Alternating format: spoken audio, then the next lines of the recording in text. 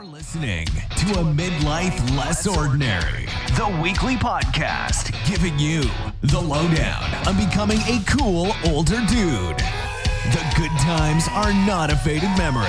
It's time to start living them again. And here are your hosts, Wayne and Trev.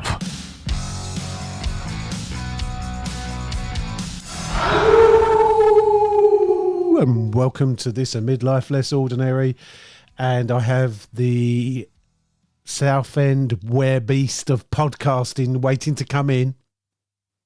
Here I am. Is this because I've got a furry face? It is. I'm sorry to be so stereotyped, Trev. It's cute. I've got a cute face. But there is a reason for it. There is a reason for it. There is a reason. I'm trying to keep it in keeping. Yep. You're the werebeast, Trev, and I'm Wayne. Yep. This is A Midlife Less Ordinary, as always. And this episode is entitled Indie Horror Movies with Dani Thompson. Now, Dani Thompson, funnily enough, is not a man. Exactly. People would think, oh, it's Dani Thompson. Yeah. It's a fella. It's not a fella. No, it's not a fella. It's not a fella. No, you can check that for yourselves. But Dani Thompson is the UK's premier screen princess. You try and say that after a glass of Stella. And she really is. She's in a prolific number of indie horror films, Trev. And she is. Obviously, we like our horror movies, don't we? She's not just an actor, though, is she? No, she isn't. She's a model, presenter, a writer, a blogger. This lady is busy. This list is like toilet paper. It is. Could just go on and on and on. I'm going to mention it to her. I'm going to mention it to her because it is really prolific. But if you look on, various places online, she would be classed as the UK's premier screen princess. She's a regular at the Horror on Sea, which is actually in our hometown, isn't it? It is. Which is a showcase for independent horror. Have you been to that, Trev? Haven't you, a few times? Yeah, I have. Yeah, I've been around. Not as the werebeast, but just visiting. Not ripped up clothes and ripped up jeans and like howling around corners and cocking my leg up after I've been to the bar. That does happen. It does happen. It does happen. It does. Yeah, scratching around, not looking for like a little kind of bit of litter to kind of, but it's true. But let's make a big deal about this because you spoke, we listened. We've been accused of being a bit blokey sometimes. I can't imagine it, Trip, but we have, haven't we? I tell you what, I think we're sensitive. Yeah. You wouldn't associate with blokiness. I think we're very, very good. Really, like we that. are I good. Don't think there's a. And we don't want to alienate anyone, do we? No, this is a landmark though for the sexists. In the sectors, it really is because it's a crossover. Kind of, the subject, I guess, would appeal to a very manly subject: horror movies, independent horror movies. Although a lot of ladies like horror movies. They do. They like being scared. So everyone get your wives involved. Scared. Get your husbands involved in this one. Yeah, exactly. Yeah, everyone likes being scared. Yes. I'm scared when even if you think you don't. You're scared now. I'm just scared of interviewing Dani Thompson, really. But it's taken me all day to get the bottle. I think she'd be a lovely lady. I really do. So thanks for joining us today, Dani. Your CV, I could spend all night going on for your CV. You're model, actress, presenter, blogger. The list goes on and on and on. You have a prolific number of acting credits to your name. I think there's over 50. Mainly in the role as a screen princess, which I believe is you're the UK's premier screen princess now. Would you say that's probably true, Dani? Well, I have done a lot of horror.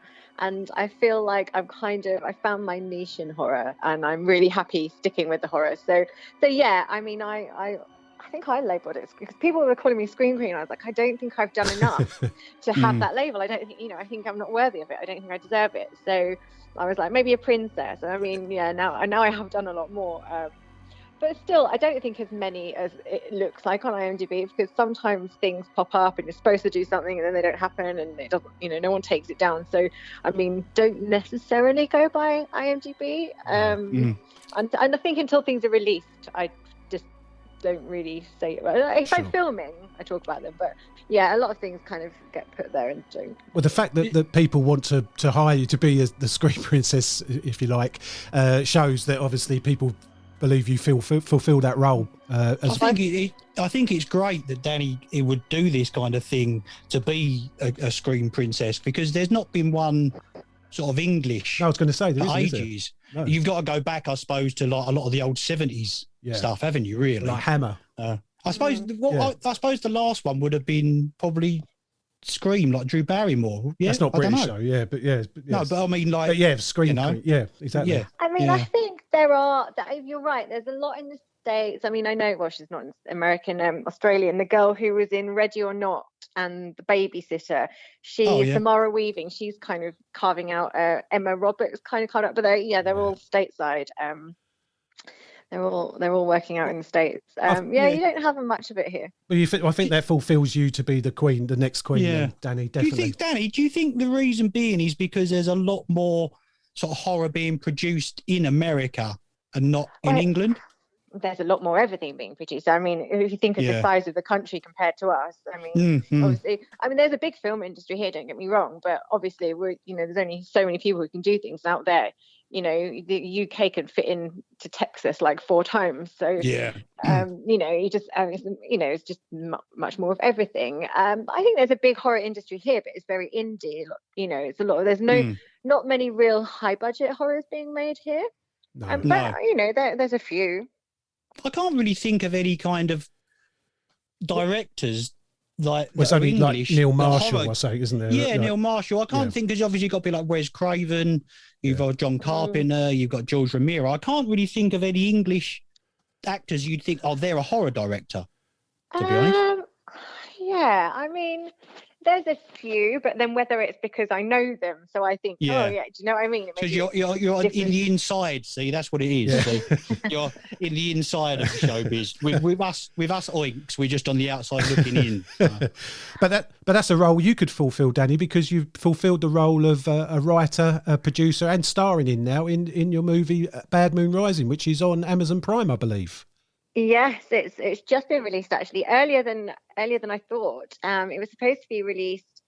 It was supposed to originally be released this year to coincide with Horror on Sea, because I've been promising them they could premiere it for, I don't know, the 6 years it's been stuck in edit. I'm like, I promised the next year, and I promised the next year, and we got stuck there for a while. And obviously with the lockdowns and everything, and the apocalypse that we've just had, the guy who's edited for me, John Sellings, who's an amazing VFX artist, he edited for me as a favour, but obviously he had the time then on his hands to dedicate to it, and we just kind of worked really hard within the lockdown, kind of back and forth over emails and things, and he's finished it.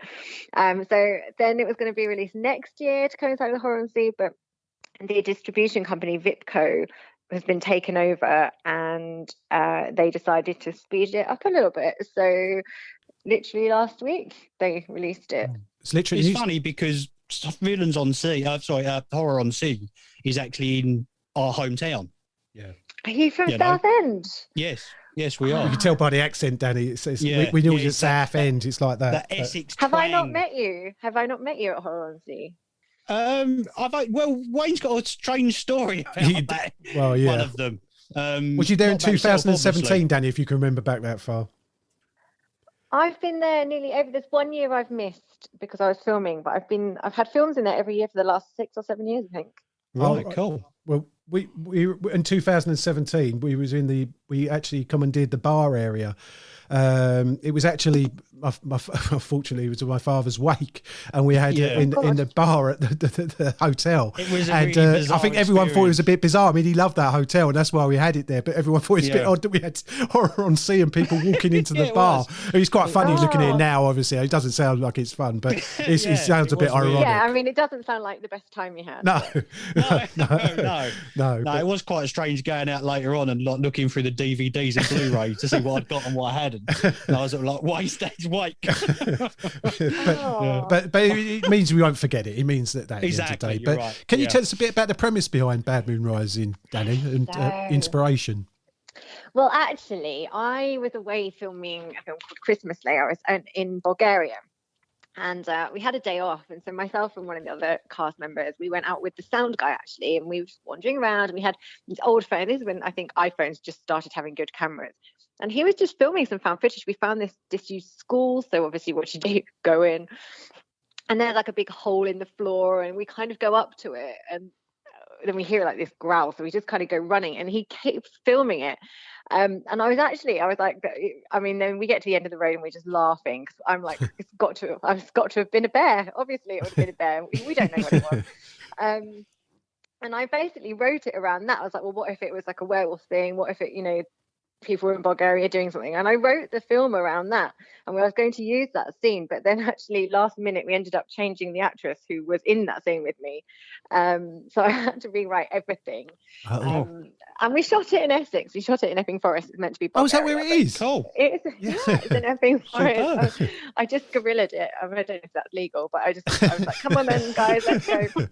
We shot it over 8 days, so we did like 4 consecutive weekends in Epping Forest, and I mean we've shot in a few different places. We used, like, my old drama school let me use one of their buildings actually for the Bulgarian lodge, and so I mean basically it was written around something, and then I just changed it all. So I mean, yeah, I mean, because then it's like a film that came out of nothing, because originally there was a point to it, but it's a werewolf film, and it's fun, and it was quite a good experiment actually, because we did it on, I think the total money was like $3,000. We did no way.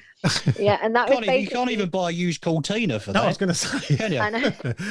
It was basically feeding people, make sure everyone's happy, so paying for people's travel and paying for, I think we paid for one of the locations and like the makeup and anything, costume, and feeding people, and I went and bought all the costume myself, and then I had friends actually catered, so we were going out and doing the food shop, and actually the food was really good, much better than a lot of film sets, because it was all home cooked nice food.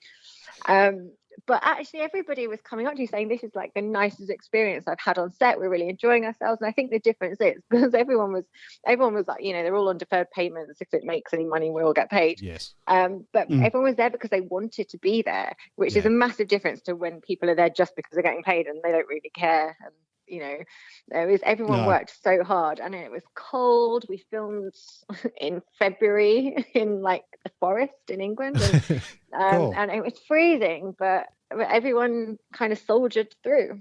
And I've seen you say on another interview before, Dani, that what you really enjoy about the independent film is the camaraderie and the friends you make while you're doing these films. Would that be right? Yeah, absolutely. I mean, originally I ended up in horror because I was asked, I was actually presenting something, a ghost hunt, and some of the crew were actually making horror films, and they kind of said, oh, do you want to do this? Do you want to do this? Well, like, once they found out it was a drama school, and it all kind of went from there. Like, and a lot of it's been word of mouth. Like, I've done auditions, I don't love them, and I tend to get work. I get better work when it's not auditions. When I do auditions, I'm just useless. But you tend to work with the same people again and again. Like, obviously, if you get a nice working relationship with somebody, then they're going to rebook you. And there's a few directors I've worked with time and time again. And it's nice working with new people, but you just kind of build these relationships and friendships. And the horror world, it's like some little family. And I think you guys being from Southend, Horror on Sea is like literally a family reunion every year, because you see the same faces, and you may not see those faces for the rest of the year. And you kind of see what people are doing on social media, but everyone kind of just really comes together, and it's just such a vibe. Everyone just gets on. Everyone's nice. There's no real competition, like I think maybe with other actors and other directors. Just everybody seems to kind of be rooting for each other, and it's just really nice. Yeah, not like work then, is it?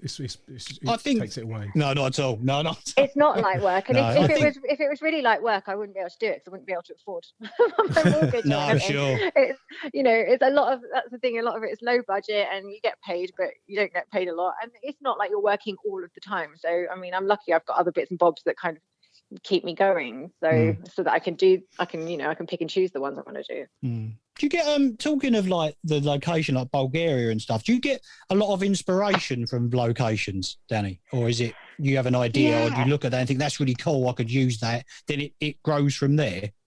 I mean, yeah, absolutely both. I mean, the first film I wrote, I don't know if you've seen this one, and if you haven't, don't bother. It's called Serial Caller. And I used to work on Babe Station many moons ago, and I was like, well, what if? And I think I was having a chat on the camera crew. What if there was like a serial killer, and because horror for me, I love the slasher movies, and it's girls and it's boobs and it's what's not to like, exactly. And I was like, this is I must admit, I don't think I'd bother watching it now. Oh yeah, no. Yeah, all right, true. But this is the thing. I was like, well, this is a perfect setting, and who's better to write this than me, because I've worked. What it's about, Yeah, and so I wrote the original script, and you are a woman, yeah, exactly.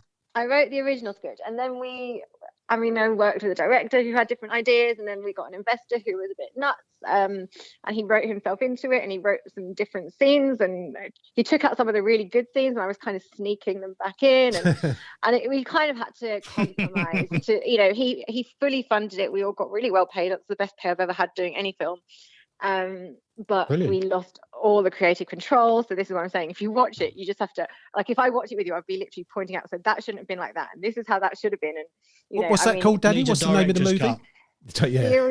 Serial Caller. Serial Caller with a K. Serial Caller. I don't even know if it's on Prime or anywhere now. I don't know, but I mean, I'm sure you can illegally find it somewhere on the internet. But yeah, I mean, that obviously I had the inspiration because I knew what the studios were like, so I could write around, and then we had to create it. But yeah, often we find, I'll be on a shoot and I'll be like, this would be the perfect place for that. And then you always keep it in your mind. And if you're writing, then when I'm writing scenes, if I have a place in mind, and I know, where the entrances and exits and everything that has to happen. But also at the same time, I can write things with no idea, and then you may have to change it unless you can fully build your set. You may just have to change things around when it comes to filming.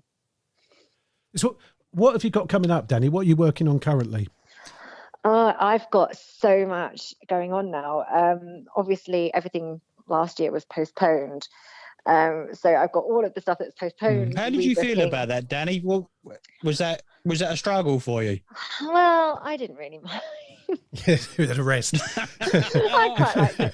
I actually got a film in January last year. I did a film called Eating Miss Campbell, which we're actually now going to shoot some more stuff a little bit later this year. So that's with Liam Regan, who I shot Banjo with, or My Bloody Banjo. I think they changed names. So his next film, I'm playing the same character as I played, but it's not a follow-on. It's just a completely different story. Like, it was set in the same world, some of the same characters, but just different. So anyway, I'd already got a film in January. So for me, I always like to, if you start the year and you get lots in, then you can kind of relax towards the end of the year, because I never want a year where I feel like I'm not doing anything. No. And then obviously lockdown happened, and I shot one scene, and I shot it myself for Tony Marden's film, The Witches of the Sand. So I felt like last year, I got 2 films in early, then we got lockdown. I actually ran away up north and stayed with one of my friends for the first month because he's by the sea, and I just kind of went for beach runs every day. And then I was like, I probably need to go and resume life, thinking obviously we'd come out of lockdown soon after a month, because crazy people thinking that would happen.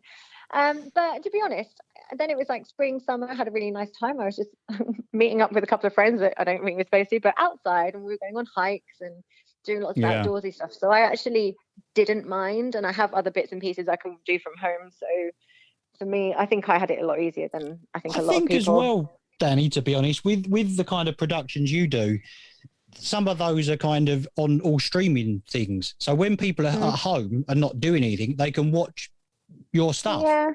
The cinemas aren't closed. Yes, I didn't think of that really, because people were watching stuff that they'd probably never watch because they were trying to find stuff they wanted to see. Well, I'm struggling. I feel like even now, on an evening, I want to I like binge watching a series, and I cannot find a series on Prime or Netflix that I really want to watch. I want, I'm like, oh, what can I watch? And I can spend an hour scrolling and finding nothing. Yeah. I actually used the time as well to do a lot of writing. So I actually wrote. I suppose Horror on Sea did happen last year. So I went to Pat Higgins's How to Write a Movie in 30 Days class. So to give me some inspiration, and I left that, and I actually did write during lockdown a first draft of a feature film script. I co-wrote a 6-part series with one of my friends, Cheryl, and it's not really horror, it's like a witchy thing, but it's kind of comedy drama.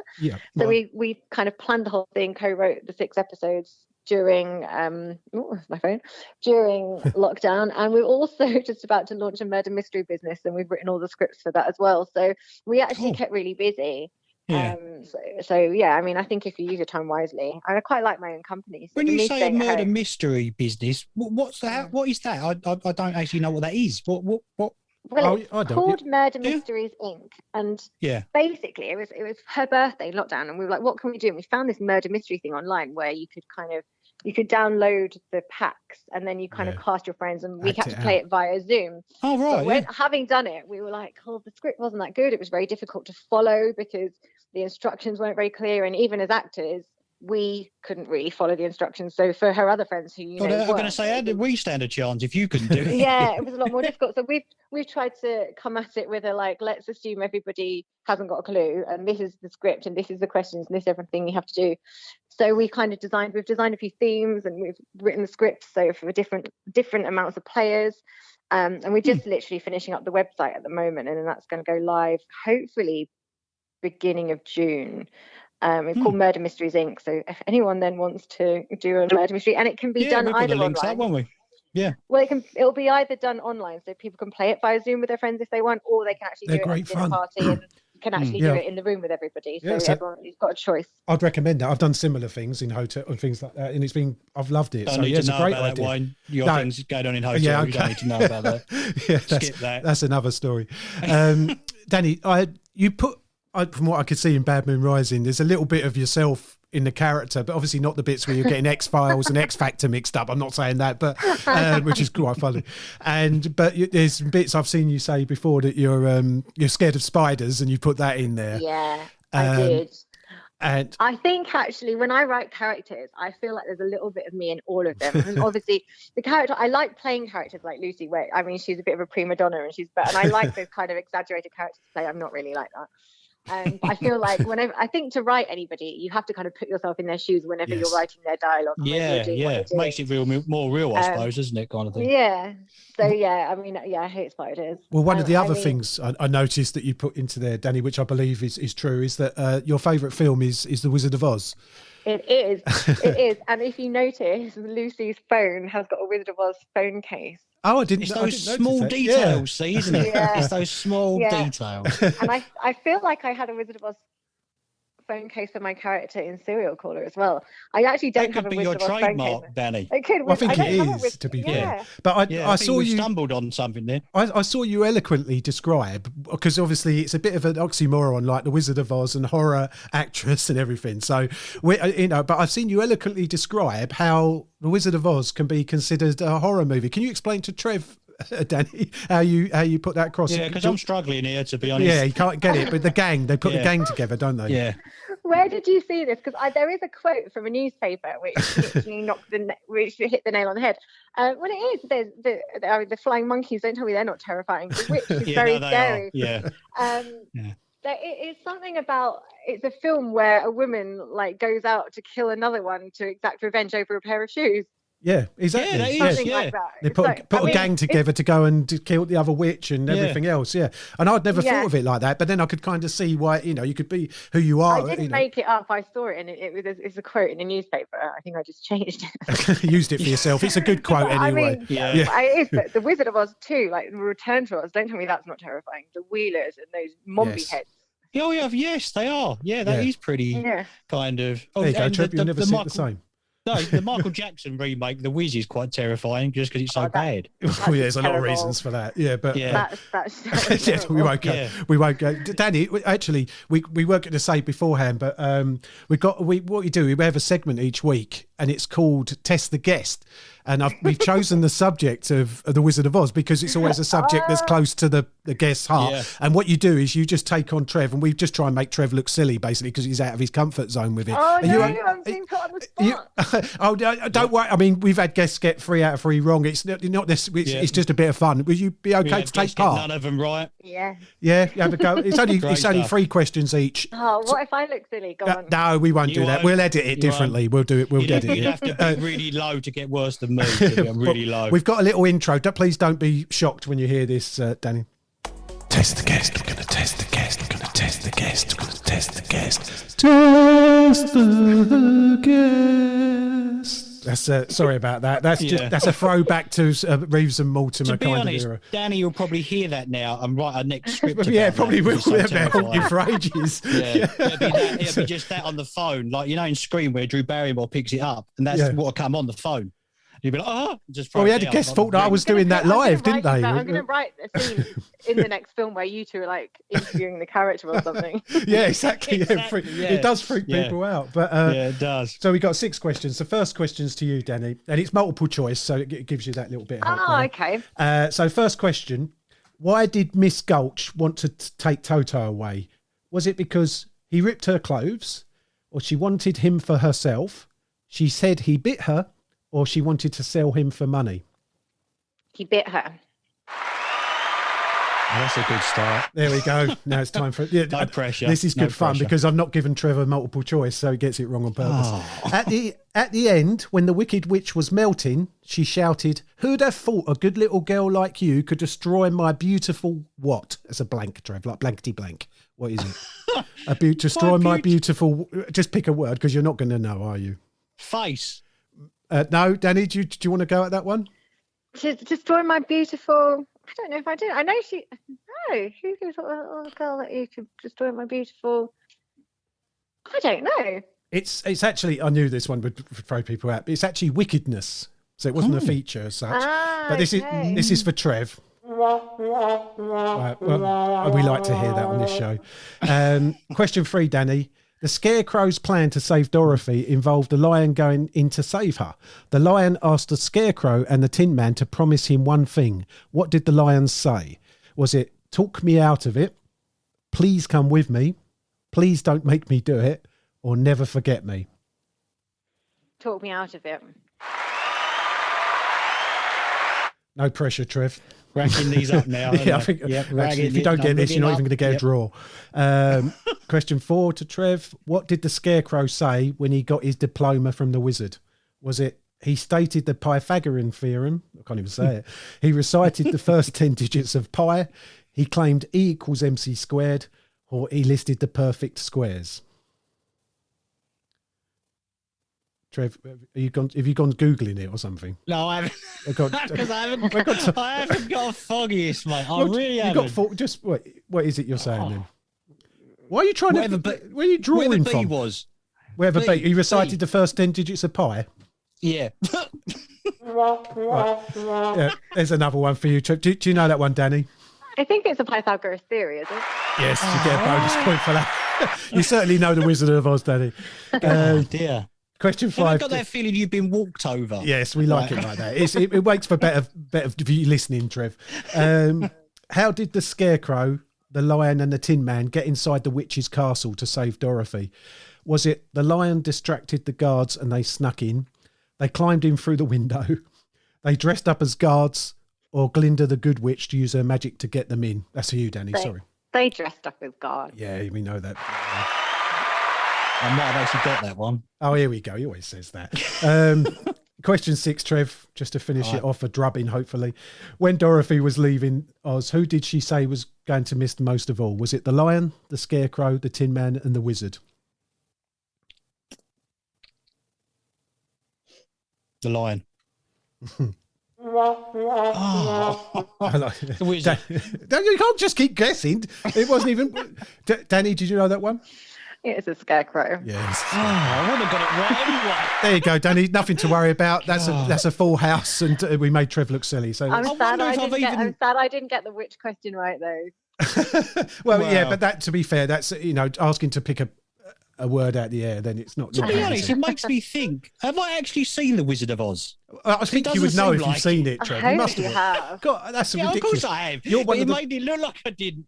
Oh well. I was like, wouldn't what expect film's that? Well, we wouldn't expect you've watched it for quite a long time, Trev. Let's dig That's you out very of true. trouble. Yeah. Okay. Thank you. Trev, you got a question? Yeah.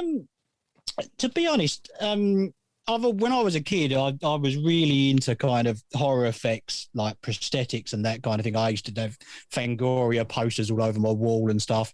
Have you ever had a role where you've actually had quite a bit of prosthetics applied to you and like sat for hours having that kind of work done, Dani? And is it something that would interest you if you hadn't?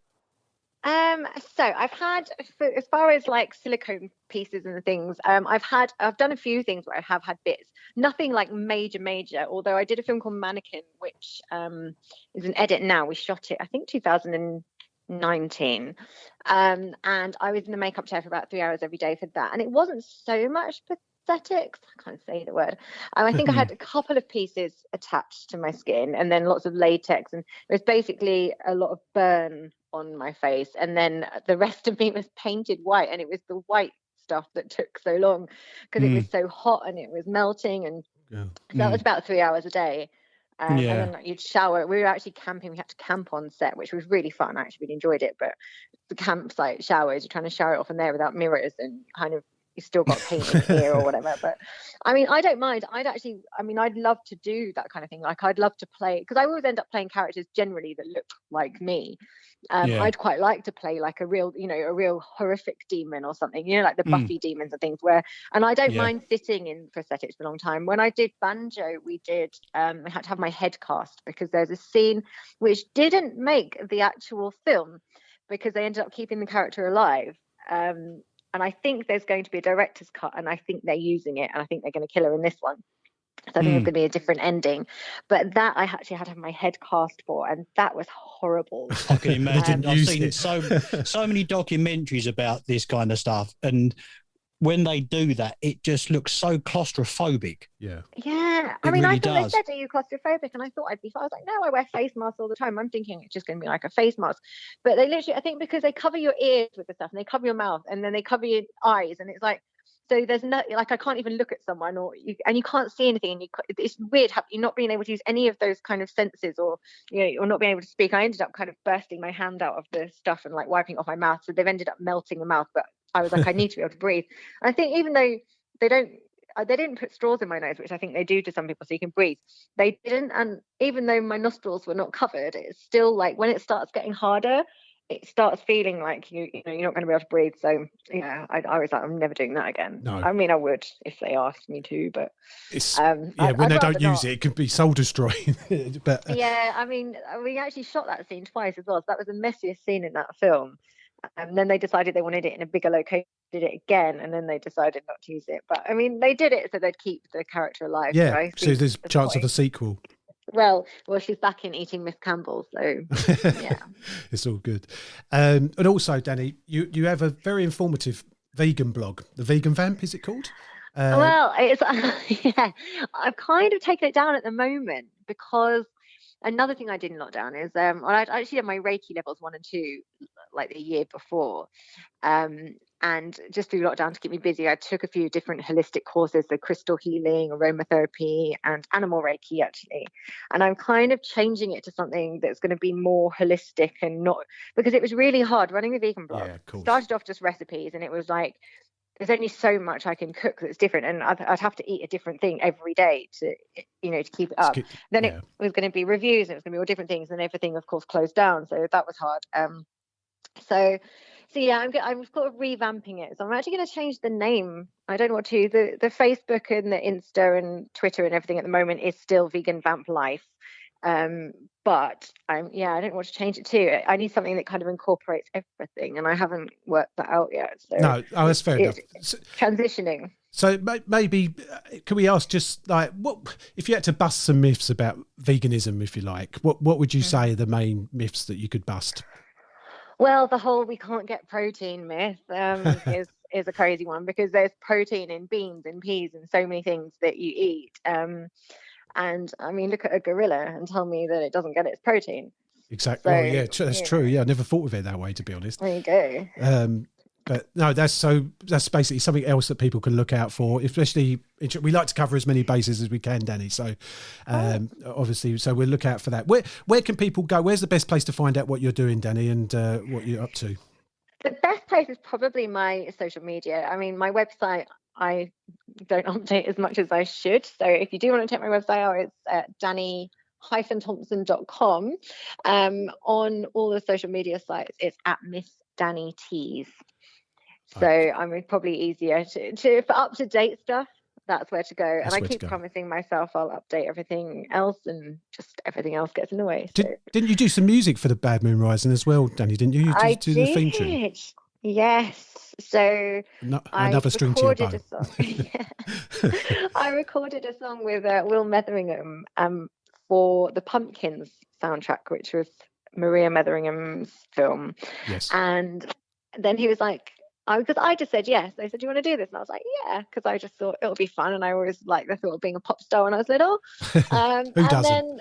Exactly. And then he wrote some more songs, and he was like, I've written these songs. What do you think? Do you want to do an EP? And then I'm like, yes, because I just say yes to things because I just want to have fun. Yeah, exactly. And then it ended up being an album because he was just like, I just keep writing these songs and they don't work for our band and they kind of work for you. So we've actually made a start on recording album 2 now. Oh, excellent. But he did write Blood Red Moon. He wrote that especially for Bad Moon Rising, and he actually scored it as well. I was going to say, right, all the tracks, didn't he? I think 3 or 4 of them, isn't there? Yeah, I think 2 of my songs made it in there. I'm not sure if they. I'm not sure. To be honest, I've just lost track of it. Honestly, when you're watching the edit of a film happen, every stage of edit it comes back to you, and then you're like, yes, no, make changes to this, and you send it back, and you have to watch it all again. And so I've watched it just so many times, I just don't even know what's going on with it anymore. No, it's fair enough. But I'd say to everyone, just obviously it's on Prime, so it's easily accessible. And I'd say that so get on Prime, watch Bad Moon Rising, so you can see Dani's work herself, and we'll look forward to seeing more of your work, Dani, moving forward. Yeah, I've got loads filming this year. I've got more days on Eating Miss Campbell. I've got something called The House That Zombies Built to film this year. One called Blood Demons. What else have I got? I mean, certainly not one for rom-coms, are you, Dani? No, I'm not one for rom-coms. The Witches, I've got a big thing in that's actually with lots of horror names. You should have to look up Tony Marden. He seems to have roped everybody into that movie. Blood Will Be Blood. I've got so many filming this year. I'll forget half of them. I'm literally, my diary as of June, just the Pocketbook of Superstitions. I've got that next month, and Mosaic with some Southenders. Oh, wow. Churchyard Patterson and Mike Holliday. Excellent. No, Southend, you put Southend on the map, Dani. That's good. We like that. We'll put links to everything you're doing on the website and on the episode as well, Dani. And obviously, as we say, we look forward to what you're doing in the future, and we really thank you for joining us today. Thanks for having me. And hopefully we'll see you at Horror on Sea very soon. Yes, January. In January, yeah. I hope we have a summer first. Let's have a summer first. Let's have a summer first. Right? You've got that to look forward to in the winter. Thanks so much, Dani. Thanks for joining us today. Thank you. We'll catch up with you soon. Cheers. See you soon. Bye. Bye. Bye. Trev, where'd you go? You left me on my own on the last question you asked. I was so scared, mate. I was so scared. You know, I'm very nervous around women, so I kind of had to come away. I hid behind my couch. Oh dear! I wonder going back. You asked a question. Back to the old days. I mean, all jokes to one side. It doesn't happen very often. I think it's happened twice in the episodes we've done so far. There was a technical hitch of the connection with Trev. I disappeared for a little while. He asked a question to Dani, and she was answering it, and I saw him freeze on Zoom, and I'm like in panic stations mode because you start to lose focus. And I had a choice. In the olden days of podcasting, I would have gone, excuse me, can I cut off and try and reconnect with Trev? Exactly, and he'd get on. But I thought, no, Dani's too good a guest to do this to. Exactly, so I just continued as if nothing had happened, but inside I was like a gibbering wreck. So yeah, that's what happened to Trev near the end. He didn't just like he wasn't scared really. He wasn't. He was a trooper. No, I was sort of hovering around in podcast la land, just but I come back in the end. I did get back in. Well, you're looking forward to seeing Dark Moon Rising, hence my howl at the start of the film, because obviously it's a werewolf film. Yeah, very good. Yeah, I am. As you said, lovely lady, wasn't she? Nothing to be scared of. No, very open, honest, and about the exactly. indie movie scene, about knowledgeable. Her career and stuff. I just think it's great that we should have. I know, obviously, she was born in Australia, but she lives in London and stuff. She's been here since she was 2, isn't she? Yeah, so it's like the homegrown screen princess or queen, because there's been so many good ones over the years. Like the ones that always come to mind for me, like Fenella Fielding in Carry On Screaming in that red dress. Yes. The velvet one and her hair. Yeah. Oh, amazing. That's my favourite Carry On film. Really? Actually. And Sid James isn't in it. You know? No, it's just true. So that says something. And obviously you had Ingrid Pitt, The Wicker Man. Yes, good point. You know, great. Carolyn Monroe. Yeah. The Navy Rum Girl, Dracula AD 1972. How good. Brilliant. I had such, honestly, when I was a kid, I had such a crush on Carolyn Monroe. Really? Such a crush. I used to actually collect the back of the magazines with the Navy Rum adverts. There's only one page now, though, isn't there? But yeah. Yeah. Only because it's so old, it's fallen to pieces. Nothing else. Yeah. I suppose the modern ones, as I mentioned in the thing, like with Drew Barrymore, and Courtney Cox in Scream. The parodies. I think the other one, Carrie, Sissy Spacek in Carrie. Yes, you're right. Yeah, bang, I forgot about that one.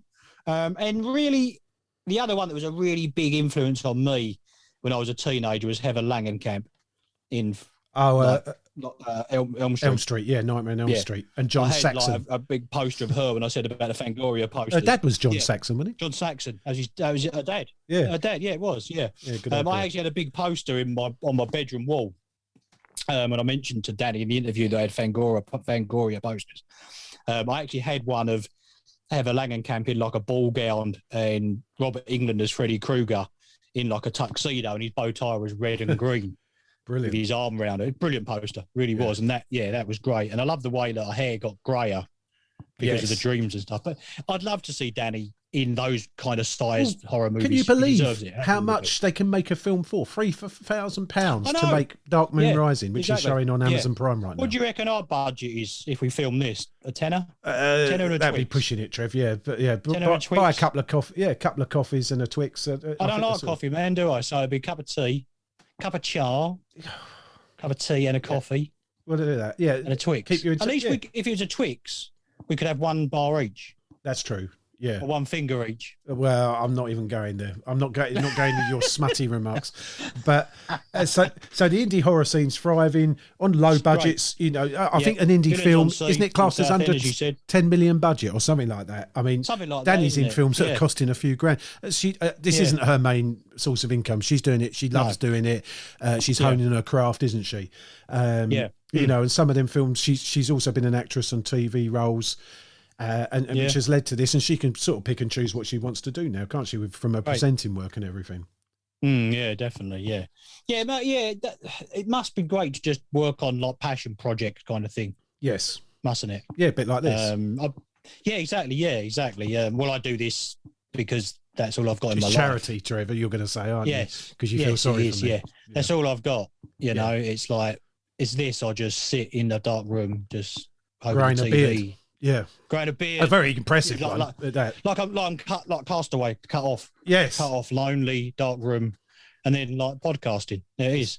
It is. Found it. Yeah, found it. There you go. Like but the guests are wanting to come on, Trev, and thanks to Dani for coming on today. Yeah. Thank you, Dani. It was really good. Really good show. Go and see Dark Moon, or don't go and see it. You can see it from the comfort of your own room. Amazon Prime, Dark Moon Rising. See a film that's been made in Epping Forest, especially if you're from Essex. I really believed it was from Bulgaria, so that there you go. Special effects. And support your indie horror market, should I say? Yeah, And maybe we'll see a horror on. Get down to Villains on Sea. And Villains on Sea. Horror on Sea, yeah. And Villains on Sea. We might as well do both.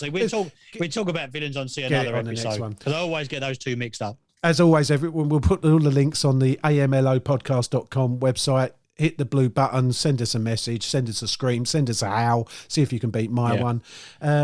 Completed it, mate. Let's move on. That's the end of the show. Next one. See you later. Bye-bye. Thanks for listening. If you enjoyed this episode and you'd like to help support the podcast, please leave a rating and review and visit our website at www.amlopodcast.com to check out all the links and resources in the show notes. Start living them good times. See you next time.